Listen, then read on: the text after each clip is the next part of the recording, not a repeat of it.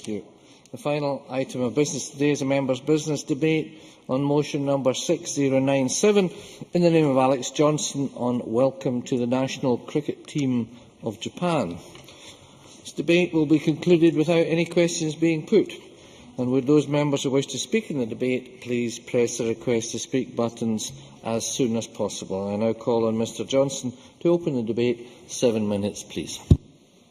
Gicho watashi wa Kitaru cricket Nihon Disho team no Scotland homon wo kangai suru kono do gi wo te shut susuru koto wo taihen urashiku omaimasu.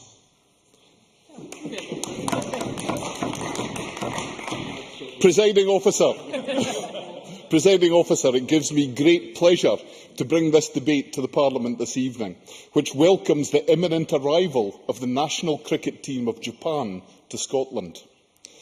Many people I've spoken to are surprised to hear that cricket is growing in popularity in Japan, and even more surprised to learn that the head of the Japanese Cricket Association, Mr Naoki Alex Miyagi, is of partially Scottish descent.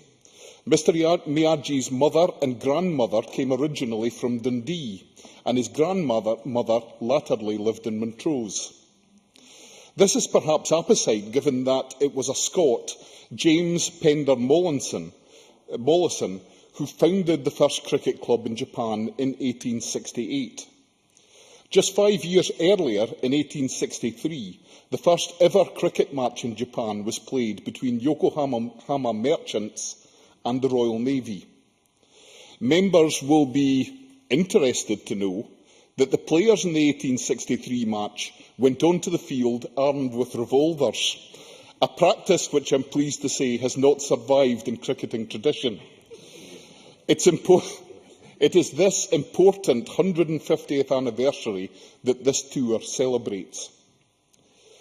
More recently, cricket has flourished in Japan, and there are currently around 3,000 players, some 30 university clubs, as well as junior and senior clubs.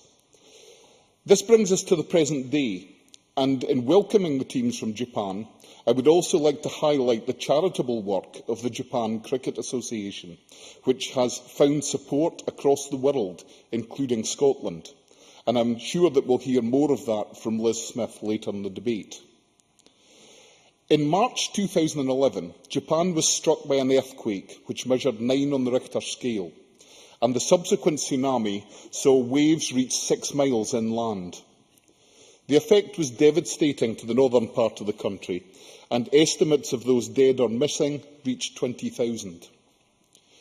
Today, those effects are still being felt as they rebuild the country. The Japan Cricket Association, with the aim of assisting with the recovery, has done excellent work with its charity Cricket for Smiles, which seeks to deliver cricket equipment and offer cricket coaching to children in the hope of bringing smiles back to those who experienced the catastrophic impact of the natural disaster. With many sporting arenas still being used for temporary housing and a vast quantity of sports equipment lost, this work is making a significant contribution.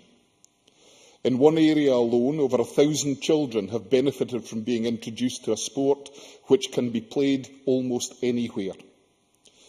One of the other objectives of Mr Miyagi is to reach out and build links between communities, especially between those in Japan and the UK. And I am sure that the matches being played in London, Edinburgh, Stirling and Glasgow will achieve this objective. I am sure that any member who wants to go along to any of the matches, especially those in Scotland, would receive a warm welcome.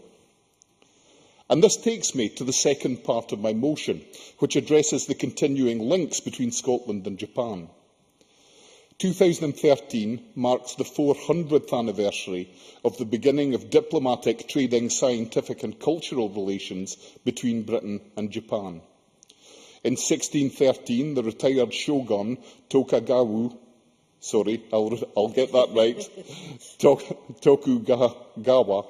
wrote to King James and stated that through Though separated by 10,000 leagues of clouds and waves, our territories are, as it were, close to each other. In the intervening 400 years, some significant figures stand out in the relationship between our two countries. Perhaps best known is Thomas Blake Glover, known as the Scottish Samurai, who was a son of Fraserburgh and who had an immense impact on the industrialisation of Japan, including the introduction of the first steam locomotive, the construction of the first industrial slipway for ship repairs, and the introduction of modern mining techniques. His home in Japan is now a museum which attracts over 2 million visitors a year.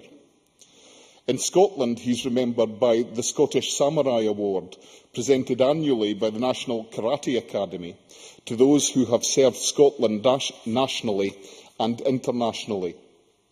Recipients of this award include Lord Charles Bruce, Sir Ian Wood, and, would you believe, the First Minister of Scotland, Alex Salmond. In the same year that Japan saw its first cricket match, 5 young samurai, known as the Choshu Five, were smuggled out of the country to be educated abroad. One of them, Yamao Yozo, lived in Glasgow and worked at Napier's shipyard on the Clyde while studying at Anderson's College. He would later become an influential member of the government of Japan, as well as setting up the Imperial College of Engineering.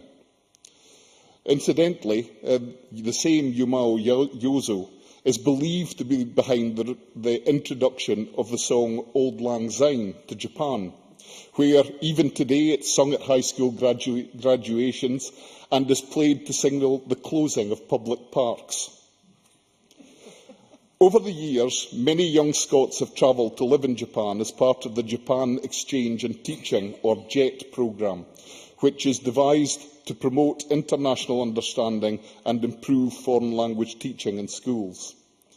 Here in Scotland, countless thousands have been introduced to Japanese culture by taking up martial arts such as karate, aikido, kendo and judo. In fact, one of Scotland's leading karate instructors, the Aberdeen-based Ronnie Watt, has been awarded the Order of the Rising Sun by the Emperor of Japan. Educationally, Edinburgh University has an excellent Japanese department, who I know have taken an interest in this evening's debate. And Stirling University recently hosted a Japanese week, which included lectures, cultural events and a symposium. Turning to trade, Japan has proved to be an important business partner for the United Kingdom. In Scotland, we have 65 Japanese companies employing some 5,000 people across a range of sectors, with growing activity between Scotland and Japan in the field of renewable energy. In 2010, Scottish exports to Japan were valued at £295 million. Scottish Development International has been promoting Scottish goods and produce such as salmon to great effect. And in June this year, the UK Government is launching the Export to Japan scheme, which will provide free information, multimedia and other resources for UK companies about the Japanese market. This will include information about business opportunities, previous successes by British companies and advice about the Japanese market and how to do business there. You might wish to consider drawing to a close. But ultimately, it is often through the medium of sport that people of two countries can come together in understanding and friendship. In this year, which sees so many important anniversaries between Scotland and Japan, I would like to extend a warm welcome to Naoki Miyagi and the men's and women's cricket teams, and wish them a pleasant and enjoyable stay in Scotland, and look forward to continuing the exciting cultural, educational, sporting and trading links between our two countries. Gicho, arigato gozaimasu. Kumbai. Thank you very much, Mr Johnston. Now call on Nigel Donn to be followed by Hanzala Malik. Thank you very much, Presiding Officer, and I welcome this motion. I have to say that I don't do languages, but I have a huge admiration for anybody who does. I note that this motion is consequence of the upcoming tour of the men's and women's cricket teams from Japan, who are coming over on the 1st to the 4th of May. I have to say that I hope the weather behaves. As someone who tried to play cricket in Cambridge in June in the snow, I know that the hazards are real, but you never know. It's just possible that it'll be at least warm and dry. I can't help wondering, when it comes to language, quite how the Japanese cope with the language of cricket. It did strike me that tickling a Chinaman to find leg might struggle slightly in translation. Goodness knows what the equivalent of nudging and nurdling might be. And, of course, being trapped in the gully is an unnatural punishment at the best of times. But as Alex Johnson has already noted, this is the 150th anniversary of cricket in Japan. And I noted the connections with my constituency. I hadn't realised that Montrose was going to figure. And, of course, I spent quite some time in Dundee, and that has also been mentioned. But just for half a moment, Presiding Officer, I wonder what's the attraction of cricket. It's changed a bit over the years, but I think the principle somehow, that there is an attraction to cricket. It was Archbishop William Temple, apparently in 1926, who described it as organised loafing, but it's come an awful long way since then. But nonetheless, the basic principle is that you just need a bat and a ball, and something that will do as a wicket, maybe, if you insist on getting the batsman out. And therefore, it can be played practically anywhere by anybody of any age who's got something to hit something with. It doesn't, in principle, involve any contact with your opponents, so hopefully there shouldn't be too many scratched or broken shins or any other animosities as a result. And actually, therefore, it's a fabulous bit of exercise almost anywhere for almost any group. If the wicket just doesn't happen to be flat, well, of course, you're going to learn to watch the ball onto the bat, so that seems to me to be very good. I note the tour matches are in aid of the tsunami and earthquake appeals. I have to say, I just hope they're well supported. I mean, they really are the kind of things we should be supporting. The Cricket for Smiles is just a wonderful idea. Cricket, of course, is a sport for the young, the fit and the courageous. I was reflecting on the last time that I played cricket. I was unwise enough to volunteer for a team being put together by my business's development department, who were taking on one of the factories. It was quite a big organisation. What nobody told me was that the factory fast bowler happened to play for the local league. I did score a run. The first ball that came down, I kind of got out of the way that way, put the bat behind me and nudged it down to find leg and got a run. The next delivery that this man sent in my direction, I was actually bowled by. I didn't see the ball, and I decided at that point it was time to get out of cricket. So on that happy memoir, can I again wish the Japanese teams all the best in Scotland. I'm sure they have a great deal more skill than I ever possessed, and I'm delighted they're coming to Scotland. Thank you. Thank you very much. I now call on Hanzala Malik to be followed by Liz Smith. Good afternoon, Presiding Officer. Welcome to the national cricket teams of Japan. I would like to join my colleagues in welcoming the national men and women's cricket teams of Japan, acknowledging that this is the team's first official visit to Scotland, and congratulate the head of the Japan Cricket Association, Mr. Alec Miyagi, who has done important work in promoting cricket in Japan. In acknowledging the efforts of Alec, who has been promoting links between Japan and the UK in sports, and commend his efforts to promote sporting relationships that Scotland has enjoyed with Japan for many years now. In considering the impact this has for Scotland in international relations and the positive relationship it has enjoyed with Japan is worthy of notice. The promotion of intercultural and international ties with Japan will be extended to other countries, and that we will continue to build ties to promote cricket and other sports across the world. This type of engagement is significant and will have a very important impact on Scotland, especially with the Commonwealth Games coming to Glasgow, my hometown, in 2014 next year. which I have to say I continue to be immensely proud of. I hope that the Japanese team will enjoy their visit and return to Japan with fond memories of Scotland, and that this will encourage other national teams to visit us.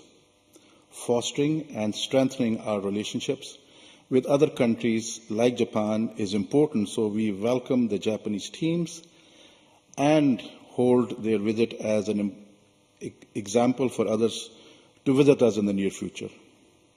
But more importantly, I would like the teams to take back home a very important message, and that is that the people of Scotland are friends of Japan, that we welcomed their visit.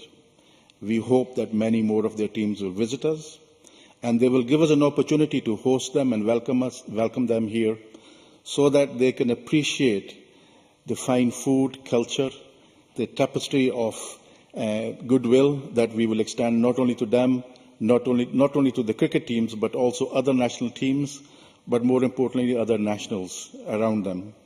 I know there are huge issues surrounding the Japanese nationally in terms of international issues, particularly their neighbours, and I think it is therefore even more important that we continue to live life as normal as possible. And I think the fact that the Japanese have decided to make this visit is an important one.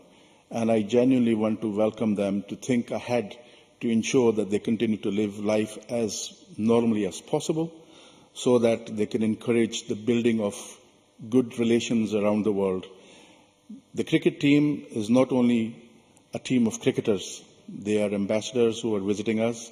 They are immensely welcome. We genuinely wish them a very successful and a fruitful visit, and we hope and pray that we will have our cricket team one day visit Japan as well, to reinforce that friendship and that relationship that we are hoping to build. And once again, may I take this opportunity to welcome Alex, who has done so much work in that field, and the fact that he's part Scots makes me happy, because I'm more than part Scots, and I'm a cricket fan myself, so I appreciate the hard work that he has done for his country. Thank you. Thank you very much. Now call on Liz Smith, after which we'll move to the Minister. Deputy Presiding Officer, it's a real pleasure for me to participate in this debate, not just because it's my own hobby, but I want to praise the efforts of my colleague Alex Johnson for the work that he's done in recent months to boost the cricketing links between Scotland and Japan, perhaps hone his own skills in the Japanese language. Next week, and as Nigel Donn says, weather permitting in Scotland, it will be a huge honour for me to umpire one of the matches that the Japanese women will play on their Scottish tour. And I was very privileged in my playing days to play in some internationals, but until now I've never had the honour of umpiring an international side, so I'm greatly looking forward to that.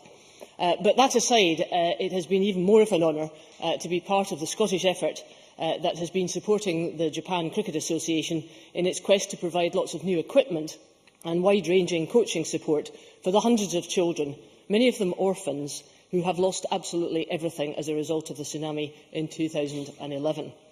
I think we all remember the appalling scenes and the complete and utter devastation to so many of the areas around Kesanuma.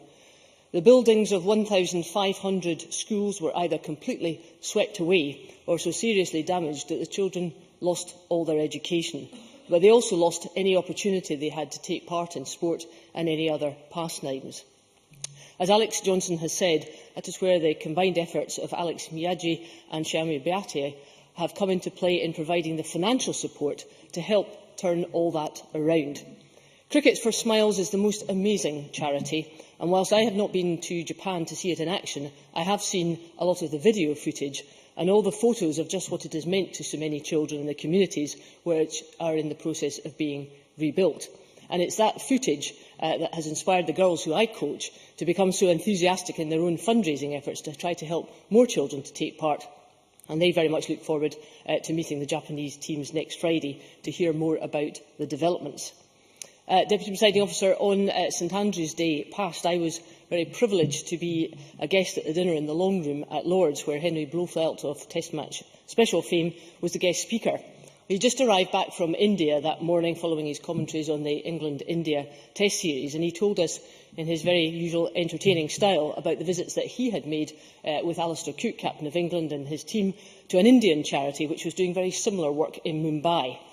He spoke very movingly about the effect that some relatively modest sums of money could have on turning around the lives of children who have so little. And I hope this debate will inspire others to help the cricketing charities around the world which enable others to enjoy what we do in this country.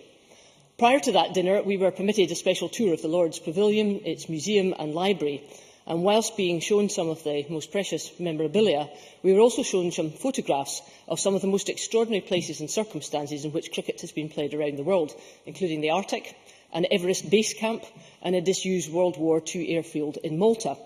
Little did I know at the time, but I know now, that in that collection are the photographs of the match described by Alex Johnson in 1863.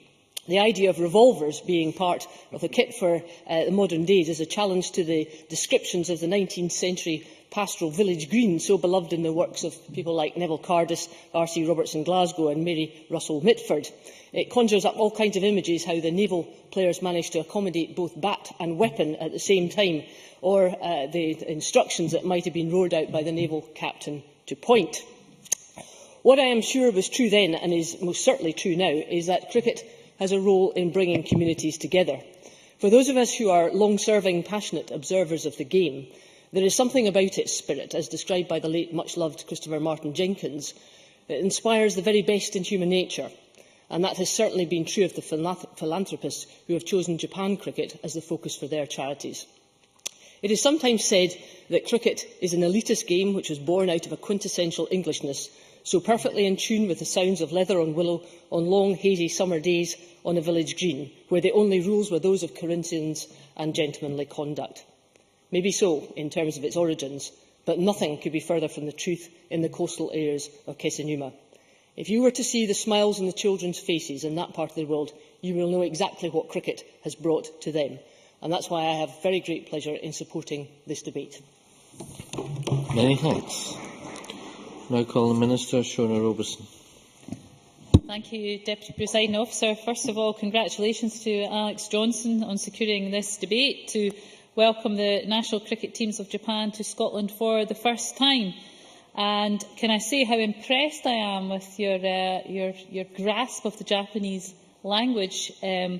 I'm not going to try and emulate it, but very impressed indeed. We'll check the record, though, just to see how accurate it was. But good stuff to hear. Very positive, constructive contributions this evening. Really delighted to be able to respond as the Minister for Sport. Very pleased that we have a long and very positive relationship with Japan, which helps us realise the potential, as has been touched on in the debate, with greater educational, cultural, business and scientific exchanges between Scotland and Japan. The Scotland trip for the Japan Cricket Association will be a first and coincides with the 150th anniversary of the first cricket match held in Japan. The visit will also see the first ever Women's Cricket Scotland President's 11 take place against the Japanese women's squad, which, with my equalities hat on tonight also, I'm delighted about. I'm very impressed that Liz Smith is going to be umpiring one of those games. Didn't know that, but very impressed indeed. The match in Glasgow via the Western District Cricket Union men and the Scottish Wildcats women will also be of special significance to the Japanese, as Glasgow, of course, is the birthplace of James Pender Mollison, who helped found the first cricket club in Japan, the Yokohama Cricket Club. By making the trip to Scotland for these friendly matches, both sides are helping to increase the awareness of the Cricket for Smiles set up by Alex Mahaji, which has been referenced often this evening. Very pleased, of course, about is Dundee Connections as well. This programme is, of course, focused on acquiring cricket equipment to be distributed to more than 1,500 schools who, as Liz and Alex and others have said, lost their own equipment and were affected in many other ways by the tsunami in 2011. It is, without doubt, a very worthwhile cause. indeed helping to raise awareness of what the victims of the earthquake and tsunami are facing, but also in some ways the power of sport in helping to rebuild lives and rebuild communities. I think Japan, without a doubt, has shown a great deal of resilience in terms of recovering from these horrific events, and I personally have been very impressed by the Japanese people, their strong sense of unity and the support they've shown for each other during these very difficult times. Japanese and Scottish folk have some notable sporting links, and this is highlighted by a couple of recent awards given by the Japanese government to two Scottish athletes in particular. In 2011, Mr George Kerr, President of British Judo, the British Judo Association, was awarded the Order of the Rising Sun, Gold Rays with Rosette, in recognition of his outstanding contribution to the promotion of judo and exchange and understanding between Japan and the UK. And, of course, in 2010, as been mentioned, Mr Ronnie Watt was awarded the Order of the Rising Sun with gold and silver rays for his outstanding contribution to karate and his commitment to strengthening the relationship between Scotland and Japan. I want to mention one other Dundee connection. It would be remiss of me not to. Of course, we have the fantastic architectural design of the V&A being taken forward by Japanese architect Kengo Kuma, renowned for the innovative museum architecture in Japan, including Nagasaki and the Suntory Whisky Museum in Tokyo. Look very much forward, of course, to seeing that fantastic building take shape. Japanese companies have been investing in Scotland for many years. Alex Johnson mentioned the fact there are 65 Japanese companies in Scotland employing approximately 5,000 people. Scotland's first Japanese investor was Terasaki Electric, establishing operations way back in 1971 and continues its expansion to this day. Mitsubishi Electric Air Conditioning Europe at Livingston, employing 500 people, has made an ongoing contribution to the Scottish economy, and this year will be celebrating their 20th anniversary. So over many years, Japanese investment in Scotland has been very important to us, and the growing sector of renewable energy and research into the life sciences are areas in which Japan and Scotland can collaborate and where we can build a strong working relationship between our countries. John Swinney, the Cabinet Secretary for Finance, Employment and Sustainable Growth, is building on that relationship, and he visited Japan in April last year to meet with Japanese investors and discuss their current and future investment in Scotland, and he will be making a return visit next month. People have mentioned during the debate the links with Scottish Food and Drink, very important export market to Japan and growing, increased by 25% from 73 million in 2010 to 91 million in 2011. Scottish whisky forms an important part of that. And, of course, food such as smoked salmon being used, and of course Scottish salmon, recognised as the best farmed salmon in the world, is being used as sashimi grade quality in the Michelin-starred quality restaurants and other sushi outlets in Japan. And, of course, the Cabinet Secretary for Rural Affairs and Environment, Richard Lochhead, went with a delegation of some 20 Scottish food and drink companies for an in-market workshop in Japan, so it is clearly a real big growth area for us. In October last year, we celebrated the 30th anniversary of the Scotland-Japanese School in Livingston. The school has been a valuable part of the support provided to the Japanese investor community in Scotland. Indeed, Scottish Development International have supported the school for many years, and the Minister for External Affairs and International Development attended an event at the school to mark this important anniversary, and he met with members of the Japanese community as well as representatives of Japanese companies. Scotland offers first-class universities and research facilities. Our universities, including Edinburgh, Glasgow, Aberdeen, Heriot-Watt and Stirling, have long established links with Japan. These links cover many different disciplines, from science, business, history, social sciences and languages. And we welcome the fact they continue to build on the existing exchange and research programmes they have with Japanese universities. And, of course, the City of Edinburgh Council here has a long-established link with the City of Kyoto. In fact, the Governor of Kyoto made a civic visit to Edinburgh in October last year to mark the 15th anniversary of the links between Edinburgh and Kyoto. During his visit, the Governor met with the Minister for External Affairs to discuss the growing interest in Japan in Scottish devolution.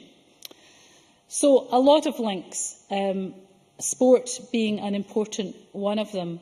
And I certainly hope that through the very important events and the cricket links that we're going to see established over the next few weeks, that perhaps our sporting connections can develop.